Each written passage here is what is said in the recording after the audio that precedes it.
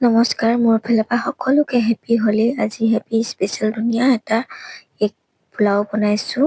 অকণমান আপোনালোকক দেখাওঁ মইনো কেনেকৈ বনালোঁ আৰু ঘৰতে থকা বস্তুৰে বনাইছোঁ। ধুনীয়াকৈ সকলো বস্তুখিনি এটা ৰেডি কৰি লৈছোঁ। চাওক, পিঁয়াজ সকলোখিনি কাটি কৰি ৰেডি কৰি ৰাখিছোঁ। সকলোৱে জানি কি লাগে। ধুনীয়াকৈ মই ইয়াত ডিমকেইটা ফ্ৰাই কৰি ল'লোঁ। সেইখন কেৰাহীতে ধুনীয়াকৈ মই গোটা মছলাখিনি অকণমান ফ্ৰাই কৰি ল'ম। তাৰপিছত মই পিঁয়াজখিনি দি পেলাই ধুনীয়াকৈ অকণ ৰঙচুৱাকৈ ভাজি ল'ম। পিঁয়াজ ভাজা হৈ গ'ল, তাতে মই নহৰুখিনি দি পেলাই অকণ ধুনীয়াকৈ মছলা ভাজা হৈ গ'ল। ইয়াতে আলুখিনি দি নিমখ দি পেলাই ধুনীয়াকৈ লৰাই বগাই ভাজি ল'ম।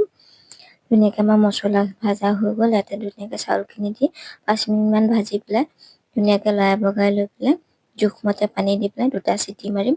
তাৰপিছত আমাৰ সুন্দৰ পোলাও ৰেডি হৈ গ'ল। চাওক, একদম খুব ধুনীয়া এটা হৈছে। খাবলৈ খুব টেষ্টি হৈছিল। আজিলৈ ভিডিঅ'টো ইমানেই আছিল। Bye bye.